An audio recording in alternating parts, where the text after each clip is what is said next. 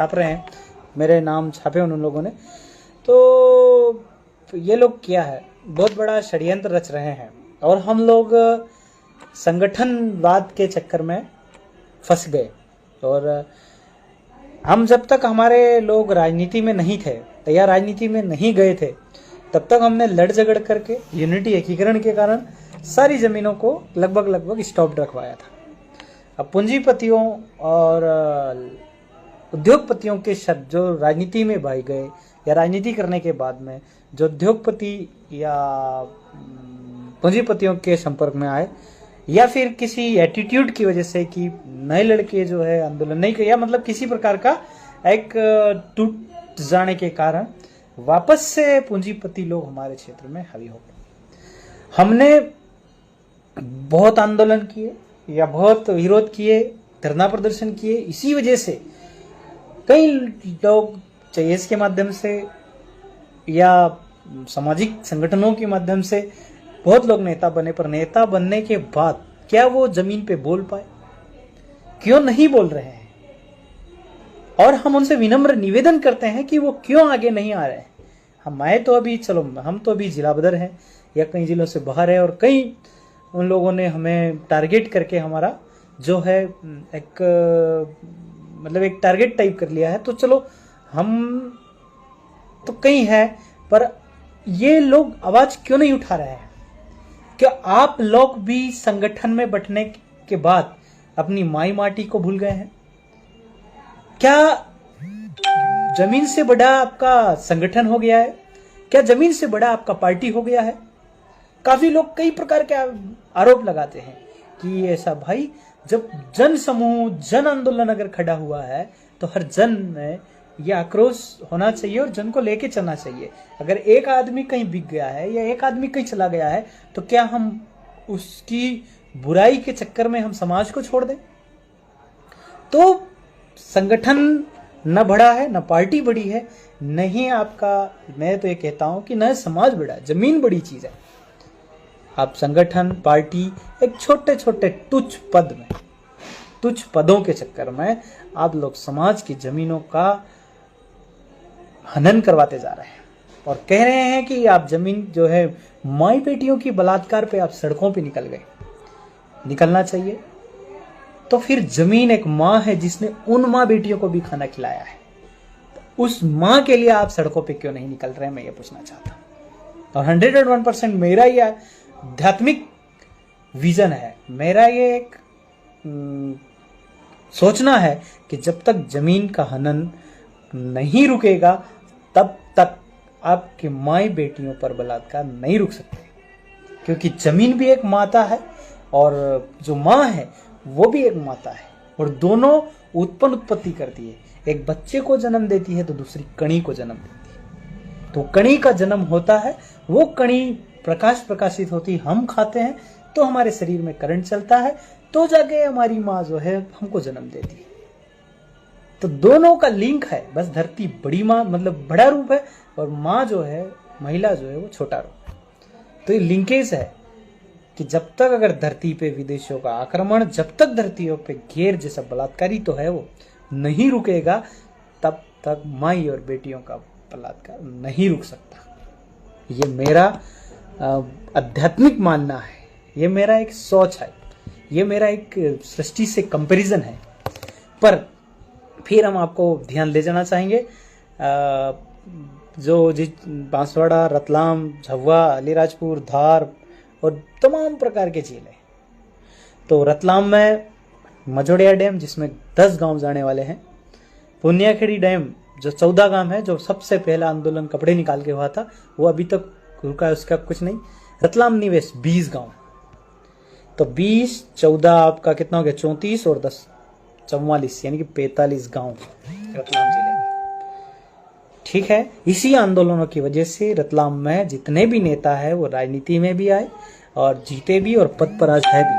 इसके बावजूद भी जमीन नहीं बेचना, तो ये राजनीति के अस्तित्व पर सवाल है और खुद नेताओं के अस्तित्व पर भी सवाल है। भाई मैं सच बोल रहा हूं या गलत, इसका जवाब देते जाने का। फिर झव्वा निवेश थांदला, उस पे एक आंदोलन कर चुके हैं, वो कम से कम 1 साल तक तो अभी पेंडिंग रहा। उस आंदोलन को देखते हुए आप सब लोगों ने सहयोग किया। दूसरी चीज, डैम अभी मांदलदा खवासा का वो भी बनने जा रहा है, लगभग उसमें भी 10 गांव जाएंगे। निवेश इसमें 20 गांव, और आपका ये है कि 20 गांव के बाद ये 10 गांव, 10 और मेघनगर के जो प्रभावित इलाके हैं ये कम से कम 20 गांव, और राणापुर में जो अभी जाने वाले हैं वो कम से कम 50 गांव के आसपास। तो 50, 20, 70 और 10 80 और 20 90 गांव। फिर आपका अलीराजपुर में चले जाओ तो अलीराजपुर में 100 गांव आपके झोबट में जाने वाले हैं, और बाबरा में कम से कम यूं समझ लो कि 10 गांव। तो 100 और 10 110 गांव, मतलब टोटल 100 गांव मान लो। अब आपका धार में चले जाओ, भैंसौला के 14 गांव, और अल्ट्राटेक जो मनावर है उसमें कितने गांव जा रहे हैं, 10 गांव, वो समझ लो। तो ये कितने हो गए, 10 24 गांव।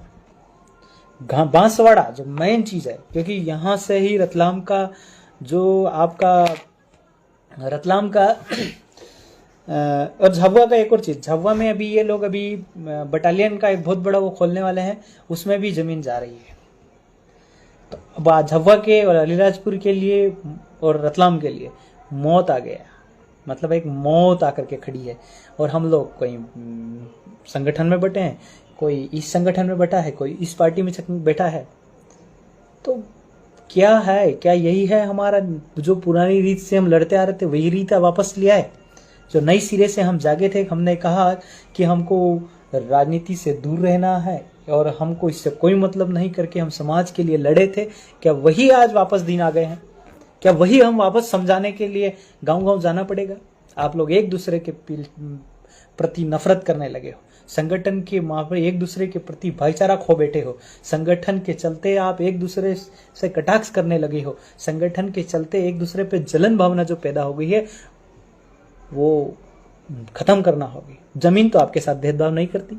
आप इस संगठन के हैं, जयंस के हैं, तो कोई उस संगठन का है, कोई बीडीपी, कोई बाप का है, तो जमीन तो भेदभाव नहीं करती, सबको बराबर खाना खिलाती है, सबको बराबर उगा के देती है। उसने कभी भेदभाव नहीं किया। आप संगठन के नाम पे भेदभाव क्यों करते? जिस माँ ने जन्म दिया, जिस माँ ने खाना खिलाया और जिस माँ ने पैदा किया, उस माँ को जिसने खाना खिलाया, उसके साथ आप लोग धोखा कर रहे हो। ये धोखा कब तक? आप लोग इतने पढ़ लिख करके नई दिशा देगा, ये जो सामाजिक युवा जो जागे हैं, ये समाज को एक नई दिशा देंगे, नई जगह ले जाएंगे। पर राजनीति जैसे ही लोभ और लालच आया, आप लोग आपस में बिखरे, टूटे और वापस पूंजीपति हावी हो गए। जितनी जमीन तो उस समय भी नहीं गई थी जब हमारा संगठन अस्तित्व में नहीं था, जितनी जमीन इस समय जा रही है। तो यह हमारे संगठनों के अस्तित्व पर भी सवाल है, हमारे जागरण के अस्तित्व पर भी सवाल है। क्या हम इस पे क्या जवाब देंगे? अपने आप से पूछो, अपने आप से मंथन करो। नींद नहीं आएगी आपको कि आप आने वाले 10 साल में किस जगह रहने वाले हो। गांव की स्टेटस डालते हो, हरियाली के स्टेटस डालते हो, पर उस हरियाली को बचाओ में आपका योगदान कितना है?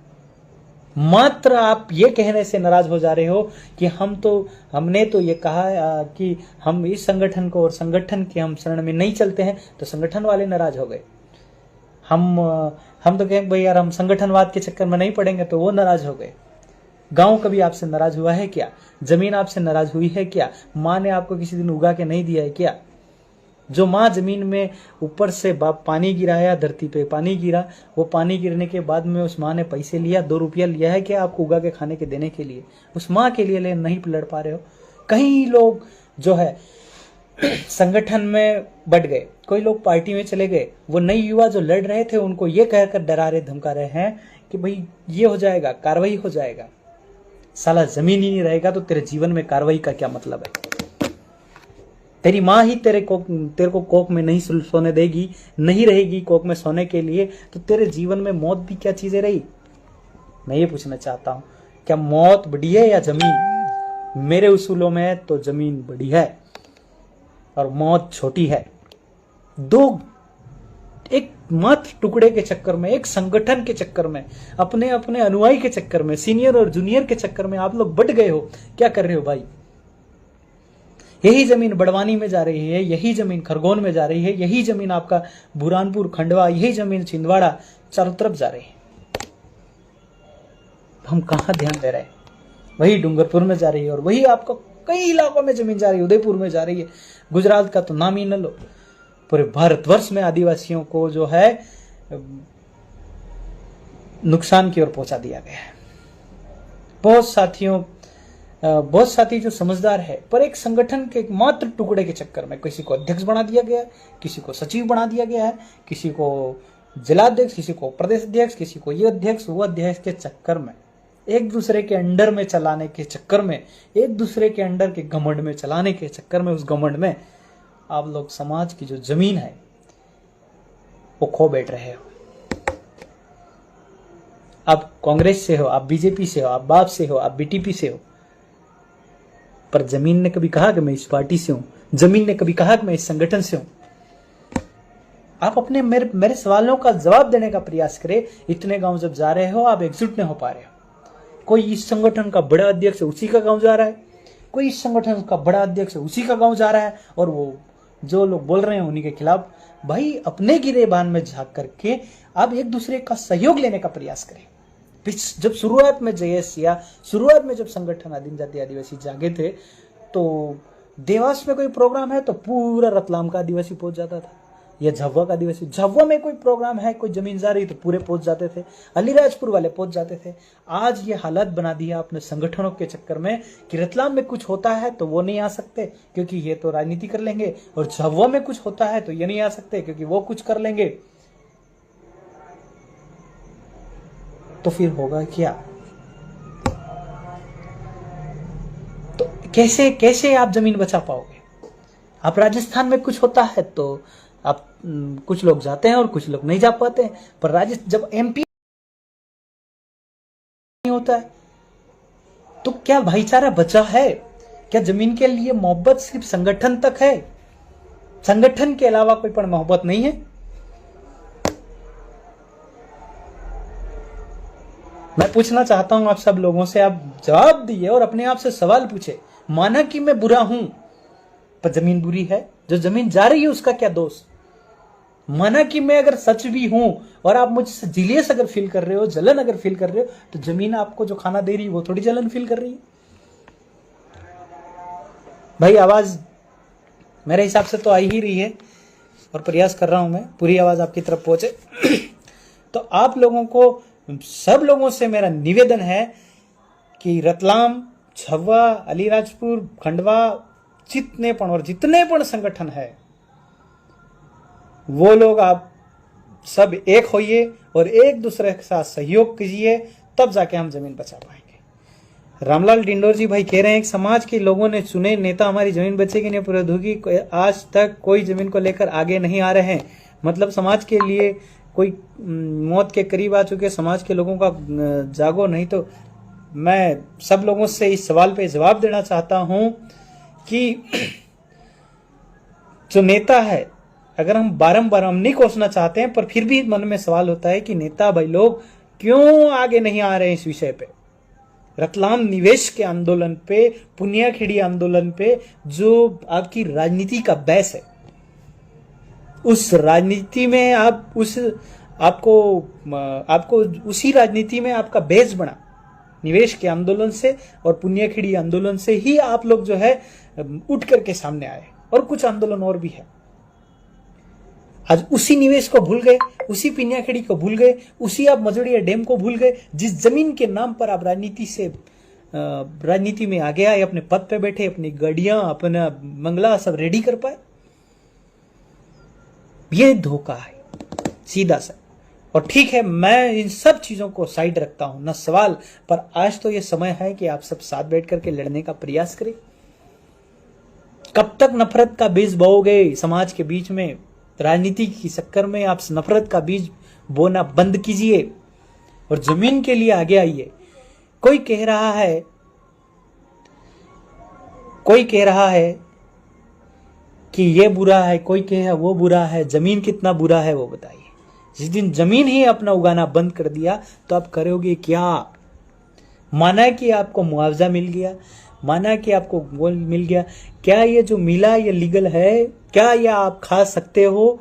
पैसा अगर खा सकते हो तो बताइए। रूप और रुपया खा सकते हो तो बताइए। पैसा रुपया नहीं खा सकते। जमीन ने अगर उगना बंद कर दिया तो आपकी हालत खराब हो जाएगी। और एक और पॉइंट नोटेट बोल रहा हूं कि अभी ये बहुत बड़ा लॉकडाउन या फिर बहुत बड़ी साजिश बीमारी टाइप लाने वाले हैं और गेहूं, फसल, कणी सबका भाव बढ़ने वाला है। अगर सबका भाव बढ़ने वाला है तो आप लोग जो है कोई पण आपका खरीद नहीं पाओगे। भले आप मुआवजा ले लो, आप लोग दान ही नहीं खरीद पाओगे, इतना महंगा होने वाला है। जिसके पास जमीन है वो तो बच जाएगा, जिसके पास जमीन नहीं है क्या मजदूरी करके खा पाएगा? नौकरी वाला पण भी नहीं खा पाएगा। जिसकी सैलरी अगर 10 से 20 हजार रुपए है वो भी खरीद कर अनाज नहीं खा पाएगा। ऐसा दिन आने वाला है। और इसमें सबसे ज्यादा अमीर आदिम जाति आदिवासी ही है आज की तारीख में, आने वाले भविष्य को लेकर के। तो आदिवासी को क्यों अमीर है? क्योंकि उसके पास सबसे ज्यादा जमीन थी, सरकारी गैर सरकारी के नाम पे वो जमीन थी। वो आज निवेश के नाम पे, डैम के नाम पे, फैक्ट्री के नाम पे हड़प ली जा रही है। और उस जमीन छीनने के बाद आदिवासी के पास और कोई पण मतलब का साधन नहीं है जिससे कमा ले।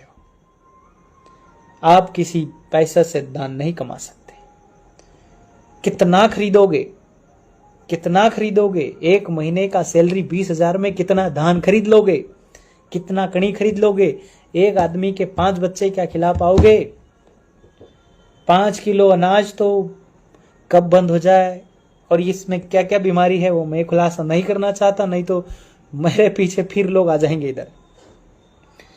आज मैं आप सबसे हाथ जोड़ के निवेदन करता हूं कि आप संगठन के चक्कर में मत लगिए, गुलामी के चक्कर में मत लगिए, अन्यथा आप लोगों का सब लूट जाएगा। और भविष्य में आज से 10 साल 5 साल बाद यही गांव के आदिवासी, यही लोग आपको लात घुसे और पत्थर मारेंगे, आपको जूते मारेंगे कि आपके कार्यकाल में, आपके समय में सबसे ज्यादा जमीन गई है। आप कर क्या रहे थे? समाज को जगाने में लगे थे तो ऐसा कैसा जगाया कि सारा जमीन चला गया। समाज के नाम पे राजनीति करने चले थे, ऐसी कैसी राजनीति की कि सारी जमीन चली गई। तो आप लोगों से एक बार फिर निवेदन है कि जमीन के लिए किसी प्रकार का डरे नहीं, किसी प्रकार की